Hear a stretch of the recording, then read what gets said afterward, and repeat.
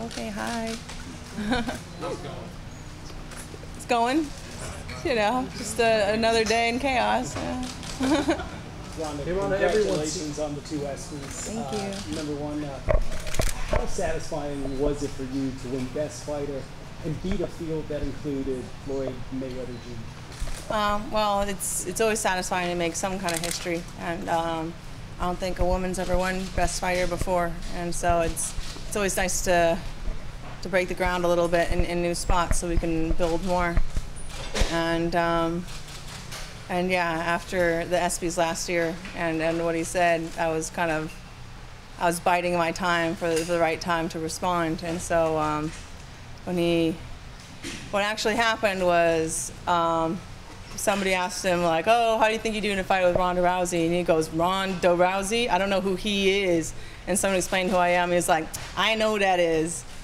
And I know for damn sure that he knew who I was because he was running against me for Best Fighter that year, and he has signed MMA fighters. And so his feigned ignorance was meant to be really kind of a snarky remark to me. And so all of the media really trying to create like a rivalry out of it. And I was sitting on the couch, you know, post-surgery. I got surgery the day before on my knee and my thumb. And I don't let those kind of things slide, but I'm a patient girl. And I wanted to respond at the most appropriate time where I thought that I could make the biggest impression that I'm not the kind of chick that you make snarky remarks about. And so I waited a whole year to say something. And you know what? If I didn't win Best Fighter this year, I would have waited 2 years, or I would have waited 3 years. I would have waited for the exact time so that I could have said that. And yeah, so. Everyone seems to have picked it up, even non-boxing or sports outlets, Newsweek, Rolling Stone. Did you think that Mayweather comment would get such a reaction today? Yeah, I thought I'd get a big reaction. And I got a fight to sell, so great timing, huh? I'm not dumb. So you show a page of his book? Well, you know, I don't think it is his book, but I mean, he might have added a couple chapters, kind of like Frodo put on to Bilbo, but I don't think he started the book. Has there been any reaction from his camp? No, I mean, I don't really know what he could say, but I'd be interested, but not surprised if I didn't hear anything at all as well. Ronda, was that like a kind of dig at his domestic violence past, what you said last night, or was it not about that? Oh my God. I mean, it's pretty obvious, to be honest. So, you know, yeah. Does that like a clarification, you know? Does that also show that, I mean, you just said it right now, you don't really forget things easily? I mean, same, like with Nisha, when she said something, you know, you didn't really let it slide even if time passed. We're going into a fight where your opponent had said something that was pretty insensitive. Do you carry that with you? Like, you're patient, you're going to wait till the fight comes up, or you're not going to forget it? Yeah, I mean, I said before that revenge is a dish best served cold. And I try my best not to be impulsive with those kind of things, because I think a methodical enemy is the worst kind to have. And if people are trying to say things to get a white-hot reaction out of me, I try to do the opposite and react at the time that benefits me the most. Do you think you're going to have fans in Brazil? I hope so. I love Brazil, but you know what? Even if not, I mean, I'm not going to be offended by it or anything. You know, they have every right to cheer for their girl from their country. But you know, it would be really cool to like have a full-on Rocky IV moment and like turn the crowd. But you know, it would be cool. But I mean, I wouldn't be mad if they booed me out of the stadium again. They've done it before, and I appreciated them for it because they care. All I want them to do is care. Has she made this fight a little bit more personal for you? Yeah, this is definitely the most personal fight that I've ever had. Making such tasteless remarks about suicide when she knows how it has affected me in my past, and then her entirely disingenuous apology afterward, which wasn't even an apology. She just complimented herself by calling herself humble and asked for forgiveness. Asking for forgiveness isn't an apology. I think that her actually pretending that she didn't know to save face was just as insulting as what she said in the first place. And there were so many other events in my life that she cited that were actually from my book right after it came out that were much less known than the history of my father and my family. And so you're insulting my intelligence if you expect me to believe that you would know those kinds of things about me and not know about the most formative event of my life. Do you think that you could get caught up in the emotions of this fight, being that it might be the most emotional fight for you? No, because fighting is my escape from all of that. That's why I love it. When I'm fighting, there's no past and there's no future. There's just the present, what's going on right now. There's no emotions. There's just the situation and the decisions and the priorities of what should be done. And fighting has always been my escape from emotion. Do you think she deserves a title shot since she hasn't beat anybody in the top 5? I think she deserves a title shot. She's undefeated and she has a lot of heat behind her. And a lot of people are interested in seeing it. And people love the storylines and the theatricality as well. And the way that she's conducted herself, it has fast-tracked her to a title shot, which, I mean, I have tried to fast-track myself to title shots before, so I can't really fault that, but the manner of which she did it, I don't mind taking things on myself because this is my job and I chose it. When it starts to affect and insult my family, that's when I know an example must be made. I need all the other girls coming up to look at what happened to her and decide that it's an example not worth following. Do you have concerns about drug testing? Whoa. There was a turning point for you to not like her? Like the fight became more personal after the comments, after the suicide, or you didn't like her before? I didn't like her before because of the way that she disrespected Jessamine and Shayna after she beat them.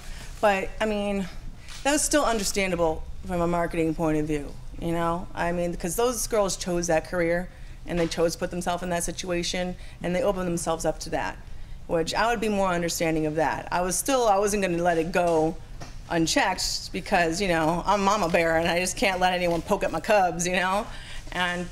But when it got to the point where she was laughing at the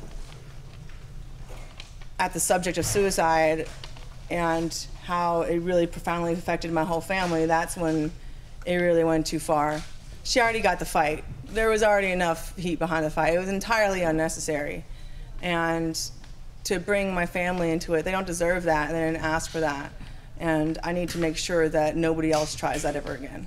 You get more satisfaction beating her than you did beating your other rival, H.E.A.T. I mean, every single fight I get more satisfaction out of it than the one before because there was more on the line than ever before. So, I hope I'm not sweating through this shirt. But no, the win I got the most satisfaction out of so far was Kat Zingano because I felt like she was the toughest competitor and it was my biggest challenge and there was most on the line and I was able to prevail. And now there's even more on the line and it's extremely personal and this chick is not a vegetable. She's a real undefeated opponent. And I will definitely get more satisfaction out of this win than any other before. Speaking of personal, can you comment on Chris Cyborg showing up at your sponsor's booth in Vegas during the UFC Expo? What was your reaction when you heard that? I didn't even know that. She showed up at your booth and had a message that said, "Ronda, I'm coming for you." Really, I don't see her coming for me. The invitation's been open for a while. Ronda, you've been such a trailblazer for women in MMA and UFC. How do you feel about everything you've accomplished and what's the next step? The next step is to beat Correia on August 1st, and I can't really allow myself to revel in any of it until after I beat her. I mean, even last night, I just wanted to show up and do a good job and go home, and so I could eat at my appropriate time and be rested to train well today, because everything that matters right now is the fight. And after I beat Betch, then it'll all come rushing in, and I'm sure it'll be one of the happiest moments of my life. And do you think it's important to raise attention to the role that women in sport play? I mean, there's been a lot of talk lately with the World Cup about how amazing and powerful women athletes are. Do you think there needs to be more attention to that?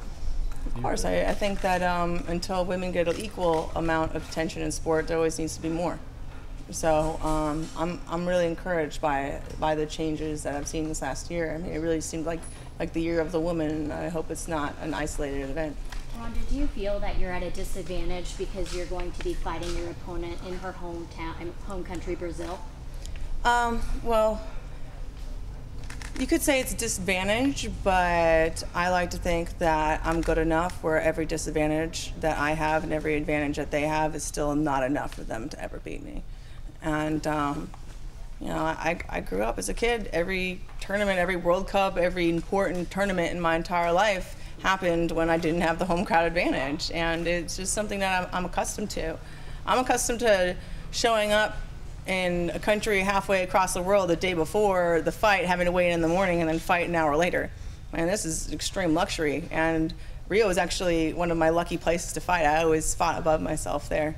And it's the noise of the crowd and the pressure that really makes me better. And you know, I won the Pan American Games there with Brazil in the final. Myra, who has actually become an amazing judoka ever since. I'm so proud to say that I even fought her when she was just coming up. And everybody from Brazil loves her, and they all hated me. Oh my God, they hated me. And then I won, and I got booed out of there. Everyone was chanting, "You're gonna die," you know. And I love it. I love that they care that much. You know how many stadiums I went in and fought, and there was like barely any people there, or everyone was just quiet, and it was just like, it suffocates you as a fighter to be in that kind of environment, you know? When everyone's shouting, all that air coming out of them helps me breathe. What do you think this fight is going to be like for your mom? Because the past you talked about how you don't want her to worry, making sure, but you've said this one obviously is going to be different, so what does this one feel like for her? Well, it's going to be a little bit more nerve-wracking for Mom, but I'm going to be so dominant in every single second of it. Even though it's going to be longer, she's not going to be, she's not going to have to see her baby get hit. And that's how I like to keep it. What drives you? What drives you? Is the anger towards your opponent necessary, or are there other motivations involved? Well, what drove me was to keep from getting evicted, and then what drove me was to prove all the naysayers wrong, and now what drives me is to leave a legacy. I'm not even, I mean, every single individual opponent has all my attention on them there, but I'm starting to think about the legacy itself, the career as a whole. I want to be the one dominant athlete that retires undefeated and when they're on top. And yeah, there's a lot of work to do before I feel like that's completed. Why did you take the fight in Brazil? Why? Because the fight had already become personal to me, and I wanted to beat her in the most devastating way possible, and that would be in front of her own people. And I actually, before all this came up, I went down to Brazil for like a media tour, and everyone there was so awesome and amazing. And they kept asking me, when are you going to fight down here, Ronda? When are you going to fight down here? And I promised them, I was like, I'm going to find a way to fight down here, I promise. And I'm a woman of my word. So I saw an opportunity to be able to fight down there, and I wanted to give them exactly what they wanted, exactly what I promised, so that's where I'm going. Well, did she feel disrespected when she came to your fight against Cat and sat in the front row kind of like, I'm scouting you out, I'm coming for you, just without saying it in her, I guess in her Brazilian language? No, I feel like it's a big compliment if she goes so far out of her way to watch me. And it's good that she makes herself visible because it helps sell the fight. And so if she didn't show up, I'd be like, damn, this chick is lazy. Man, my back hurts from carrying this fight. So I'm glad she's putting some effort out there. You on your legacy is being you don't talk about much, is being like a eventual UFC Hall of Famer on your short list of things that you want to accomplish in the future? My short list? I got a pretty long list. Yeah, I'd like to be a Hall of Famer. That'd be cool. You posted something on Instagram about not copying anyone's style. Was that a message for Betty? No. It meant that I was posting some shadow boxing, I think that's what it was. And I know I have a very unconventional way of striking. And a lot of people say that things that I do are wrong when they're really targeted to help me do things that I'm good at. And so I kind of steal ideas from here and there and try to piece it together into something that works for me. Like when I was doing judo as a kid, I used to always say that I'm never going to be able to do your judo better than you can, and you'll never be able to do my judo better than me. You know, you can teach me Yoro Uchimata, but I'll never be able to do Yoro Uchimata as good. I have to take whatever works with yours for me, and whatever works for theirs, and whatever works over theirs, and create my own Uchimata. And it doesn't make one wrong and one right. It just makes them all custom. Speaking of judo, have you reconsidered now that the Rio Olympics are less than a year away of maybe going back for gold? No, I'm gonna go watch though. that part of that chapter of my life is closed, you know, and I've walked away from it confidently, knowing that I've done everything I was meant to do, and hopefully one day in fighting I'll be able to walk away with the same kind of confidence and fulfillment from what I've accomplished. Well, I want to talk about the division, because there's talk that the strawweights have a more competitive division, and that basically in the bantamweights people are fighting for second place. So do you fear that you may run out of opponents and run out of challenges before the other women are up to the level to truly challenge you? Well, I guess the day that I really feel like I've run out is the day that I'll be done. And right now they're lining up around the block, but when the day comes where I feel like I've done it all I could do, and the women's strawweight division being so successful and competitive is one of the most encouraging things that's happened.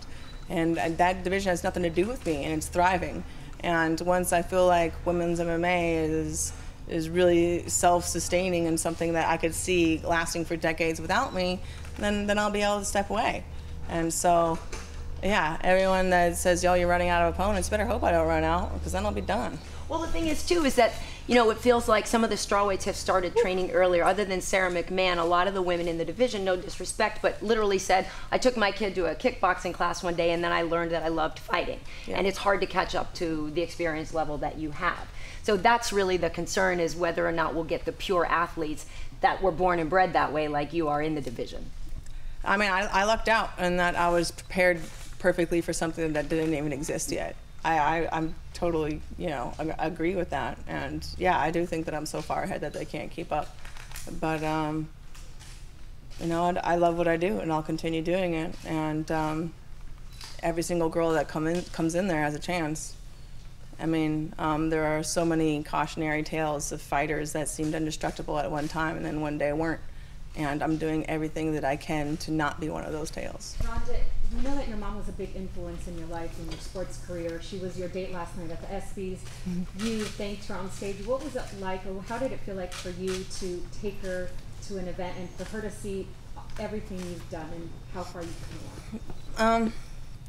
Well, it's nice to try and give my mom a fraction of the credit that she deserves. And I think I'm still nowhere close to giving her all the credit that she deserves, but at least bringing her last night and letting her see a piece of what we created together could do that a little bit. But I know that she deserves so much more than what I've given her already, and I'm just trying to do the most that I can.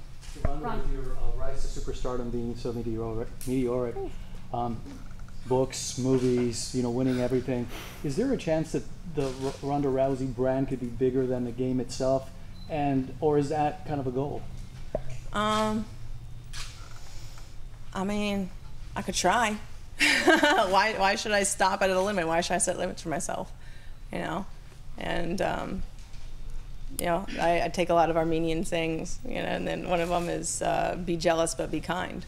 I'm very jealous of the success that the UFC has had, but in a kind way, in that I want so much more for them, but I want just as much and more for me. And so for me to aspire to surpass that, we would both help each other, and so that's a great thing for both of us. She has made so many remarks. Aside from the suicide comments, she's also mentioned that she feels that you might not be mentally ready or stable because you have spent most of your time this year focusing on, you know, 2 movies that came out this summer, your book tour. Is there any truth to that, or does it make you stronger to be able to multitask? It keeps you from getting burnt out multitasking, and I think it's awesome for me that she's keeping her fingers crossed that I'm at a fraction of my potential, whereas I'm preparing for her to be better than she's ever been before. And so she can hope that I'm worse off, but I want to show her that I'm not. You've mentioned that you want to punish her. If you see an early finish, do you think you'll avoid taking it just to prolong the fight? That's hard to say because I'm so like instinctual. Right. You know, but because what if you see a 6-second finish, and I mean, what do you do? Because is that enough of a punishment? well, there's different kinds of finishes. You know, I could go for a submission finish, or I could go for a striking finish, and striking finishes take a little longer, but they could start at the same time. 12 seconds. You never know. So I might, you know, some things take longer.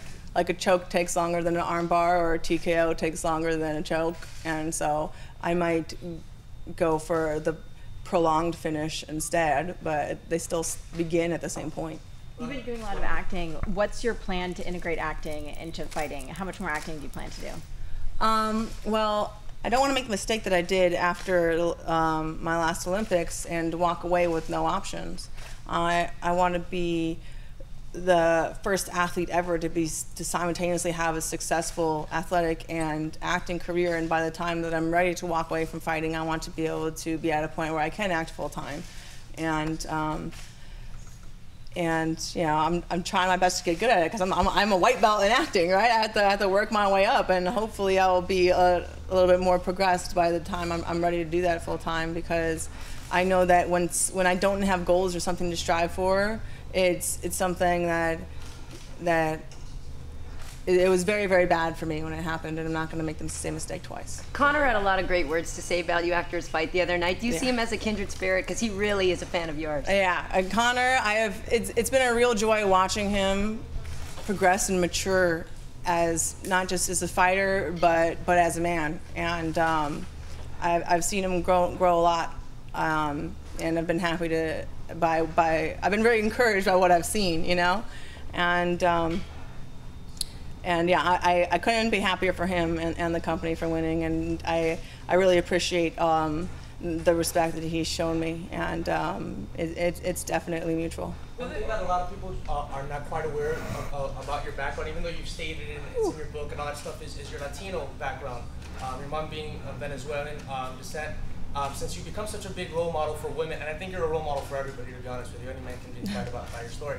But do you think that at a certain point you might want to explore that Latino heritage to also, you have an all-American look, and I think it'd be kind of cool. My mom was just talking last night about going and doing like an immersion thing next summer, because I had so much trouble speaking in general, you know, like my sisters learned Spanish, but I didn't, and my mom speaks fluently, but I don't, and yeah, I would love to do something like that. I wish I was bilingual. Damn, it seems so cool, and I just run out of words so much. And I was just like, English doesn't have enough words. Like, it just seems so business-like sometimes, you know. And Spanish is so much more of a passionate language. I didn't want to learn Armenian too, you know. And all these guys they're always like talking Armenian around me. I'm like, listen, one day I'm gonna learn, and I'm not gonna tell any of you guys, and I'll be listening to you all this time, and I'll be knowing everything that you're saying.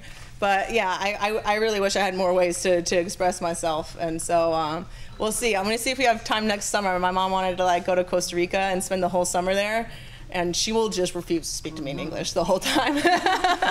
So hopefully I can learn and really when I go to my family reunion, be able to talk to people.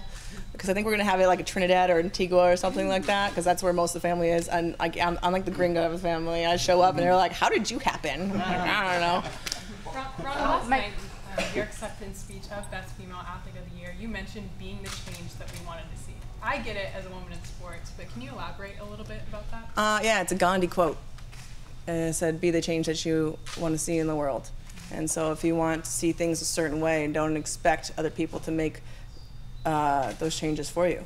You go and do it yourself. And so, my hair here? Yeah, it came out of the little twisty part right there. You'll be down a little. You're gonna be mad if you see it later. You'll be like, why didn't anybody tell me? Yeah, right there. Pull it? Yeah, there you go. All right.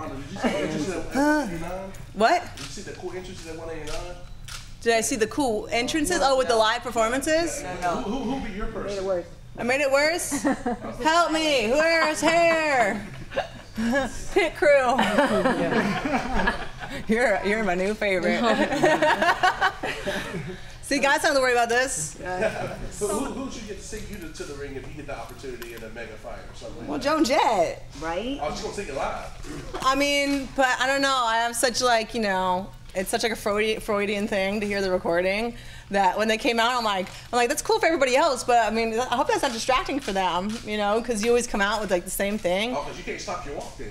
Yeah, but my song is so short that they like play it like again. Like I get through it like in the middle of it a second time. That's why I'm walking so fast. No, I'm kidding. That's not why I walk so fast. But it helps that I walk that fast, or else they would have to play it twice. But no, it was really cool, and you know, I just don't know. I like it, you know. I don't know. I feel like it would be distracting in a way. Connor has that ability to like look at the crowd and look at Sinead O'Connor and go do that thing, you know. And he's like, he's got a flag, and like I'm just like, I got stuff to do, and I don't want to think about anything, and that's my stuff. And everyone has their own method. That's mine. So when you hear that song, even in the car, does it get you pumped? I don't put it on in the car very often. I usually put it on like when I'm on the way to like the fight, like if I'm like pulling into Vegas, like put the song on, because I don't want it to like I don't want to like dilute it in my mind. I want it to always trigger that one thing, you know, like you know, like Pavlov's like dogs, like the bell, you know. You ring the bell and they start drooling. You play the song and I'm like, where is she? You know? It's kind of like that. So you can't predict the future, but do you feel that a fight with Cris Cyborg will happen? I hope so. I hope so. I really do. But it's entirely up to her. I'm not going to go chasing her around, and she's not entitled to have me chase her around. You know, she was the fraud that got defamed. And you know what? If you can make 145 pump full of steroids, you can get off of it and drop. Can you, if you retired undefeated, you said, you know, you defend your title X amount of times and never fight her, would there be a part of you that would be a little disappointed that, you know, you never had that chance? I mean, I hope I do. I mean, I have this idea in my mind that my final fight would be just beating the crap out of Cris Cyborg, and then when Dana puts his belt on me last time, I could take it off and hand it back to him. But, you know, if she doesn't step up, I could move on and do other things in my life. She's the one that's going to fall into obscurity without me. Have you watched her fights? Nope. Have you been approached by more sponsors since your big win at the ESPYs? I don't know. I don't deal with that stuff. I don't deal with any kind of outside anything. I'm just in my bubble. How was yesterday with Mike Tyson? It was really cool having him here, for him to actually go out of his way to come and watch me train. It was very humbling. I mean, you beat some really, you know, you beat out a lot of good fighters, great fighters for the Fighter of the Year. And not only Floyd, but Crawford, you know, Don Scully. What did it mean to you to go ahead and, you know? What? What did it mean to you personally to go ahead and get that award? Well, it meant a lot in that the actions of a woman will be noticed, and yeah, it was a real honor to win it amongst that kind of company. You know, I mean, all those guys are amazing fighters. I mean, I still believe that Floyd Mayweather is one of the best boxers of all time. I also believe that Edwin Valero is one of my favorite boxers ever. Everybody else killed his wife and kid, you know. But hey, he's a great boxer. I mean, that part he was awesome, and you can't deny that. And yeah, it was really, I don't know, like, that's why when I go up there, the thing in my mind that comes is I'm going to try my best to deserve it, and I want to live up to that title, and I'm trying to. And the next step is to beat Betch. What did your friend Gennady have to say to you about that? I didn't see him afterward. I saw him before. He was so cute in his yellow suit. Oh my God, he was such a gentleman too. Oh, he's such a sweetheart. And like, my mom was there. I got to introduce him to my mom, and like he holds himself like so well. Like I couldn't say better things about him. How he conducts himself in the ring and how he conducts himself as a man. I mean, I don't think he could do it better. At the ESPYs last night, whose acceptance speech impacted you the most? Whose acceptance speech impacted me the most? I think the parents of a young girl who was it? Lauren Hill. Lauren Hill. Oh my God, Lauren Hill. Her parents. That one was hard not to cry, and Monet was really sweet too. It was really sweet. So. What do you think of the difference in the media day? Like, look at the media day right now. Like, maybe 3 years ago when you were still in Strikeforce, I just been Karen as like one of the few. Right?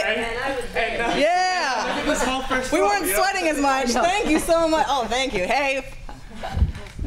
Someone's competing for my favorite. Whew. I feel like I'm about to hear a sermon right now. Like, oh my God, there's so many people in this room. Right? Ronda, what meant more to you last night? Fighter of the Year, as you discussed, which is across gender lines amongst your peers, or Female Athlete of the Year, which is women in all sports across the board? I think Fighter of the Year. I won female athlete last year, and I think it's great for people to see women on top of categories that isn't just the all women's category, and I think it's great for people to get used to that kind of a thing. And so yeah, it was a little piece of history because a woman had never won it before, and I feel like that's really important. Ronda, if you were in Jose Aldo's position with an injured rib leading into a really huge mega fight, chance to make so much money, what would you do? Would you do the same thing as him and pull out, or would you try to fight? I'd fight, but I'm crazy. Do you think I've never pulled out of a fight because I've never had an injury? Or do you think I'm just the luckiest person ever? No, I'm nuts, and I won't tell you about it. Could you Where's some wood? Up there. What? Could you pose it for us? Up the ring? What? What? Up there. What? Some Y'all want to take a picture? Yes. Yeah. It's possible for us, all the group, up the ring. Yeah, as long as I can get up at 5, because I gotta train again. So you were talking about, being Mama Bear. Obviously, you have the horsewomen. How tough for you is it, when Marina takes a tough loss? Shayna's not with the organization, but obviously doing some cool stuff now with her wrestling. But how hard is that for you to, try to keep their spirits up and keep your own up when that's happening? Well, you always want to see your friends succeed, and it's always hard to see them fall on hard times. But I mean, I'm a better person and I'm at a better place in my life because of all the hardest times that have happened. And they all have their own individual journey and path, and it's not going to be exactly like mine because it's meant to be for them. And so I could just try to be there for them and remind them that this is your situation, this isn't your life, and this is where you are, but it's not where you're going. And yeah, I mean, I really believe that they're going to look back years in the future and thank God that whatever obstacles they face on the way to where they end up, they're going to be thankful for all of them. Rhonda, kind of an offbeat question, but you were born in Riverside. Mm-hmm. How long did you guys live there, and do you really remember much about that area? I think we moved when I was like 3. You probably didn't remember. I don't really remember much, but yeah, my mom got her PhD there. She was like professor at UC Riverside, and yeah, I don't really remember. I remember a dream that I had once that took place in Riverside. Was it a good one? You know what? It was the weirdest thing. It was like my mom gave me some Pepto-Bismol. I always thought it was delicious when I was a kid, and then I turned, and then I opened the garage door, and the garage was open, and someone had a lawnmower and put it up on the curb and then cut my big toe off and lettuce came out. Weirdest thing. Yeah. Oh yeah, and my earliest memory, this is the earliest memory I've ever had, and I believe it happened in Riverside, was we just had these huge apples, or maybe I was tiny, I don't know, but I went to the fridge and opened the fridge and I pulled this apple out and I turned around and I did the granny roll, as you're bowling, and I rolled the apple down the hallway. And that's it. You talk about the change you wanted to see. What does it mean to you to inspire a lot of young fighters, that are out there, that are little girls to young amateurs? What does it mean to you? I mean, I'm trying the best that I can, and if there can be some kind of a ripple effect from what I'm doing, I hope that anyone who is affected goes out and makes ripples of their own. Ronda, there's a question earlier about how big your star has gotten. How do you describe what the Ronda brand is and what's next for you? I don't know. I'm just trying to be myself, and I'm trying to not lose my sanity in the process of all of this. So, I guess the main thing I think blatant honesty is one of the main things in my brand, because if you bring me a product and I don't like it, I'm like, I don't like it. It's not happening. It's not going down. Sorry, which I think that means if I support something, it means something more. I'm not gonna go be in a Roundup commercial, but people know that if I'm like, hey, try this thing. It's got, It means I would actually eat that, or I would actually use that, or whatever, you know. And so, and if I say something, that's actually what I think. I don't have a PR person. I don't. I got all this other stuff going on. I don't have PR because, you know what? I'm gonna say what I'm gonna say, and no one's gonna tell me, oh my God, maybe you should say it like that. I'm like, why? No, that goes against everything. Like, I have to just say what comes to my mind, and you know, you might not agree with it, but you know, whatever. When do you go to Brazil? Two more questions, gang. I don't know, because I don't want people to be like scouting me out. I'm going sometime soon, next couple days. Ronda, obviously you're an extremely confident woman, and inspiring so many women to find that confidence.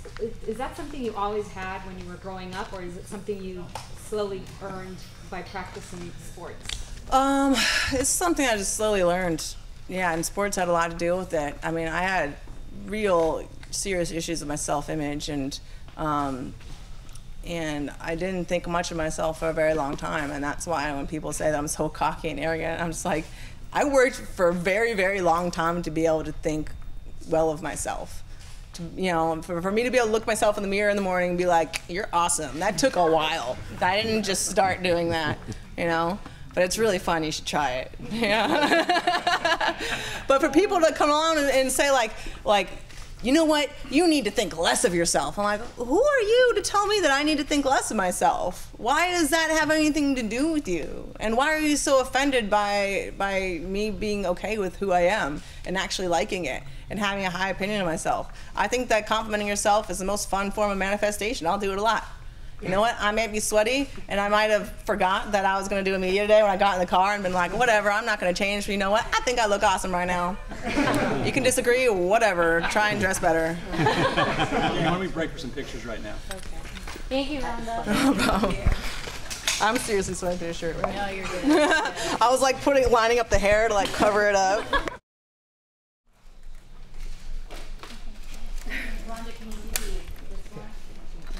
The intimidating one?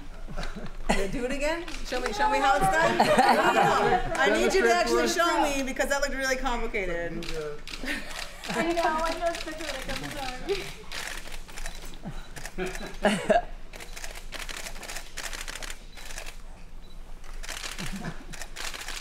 Okay.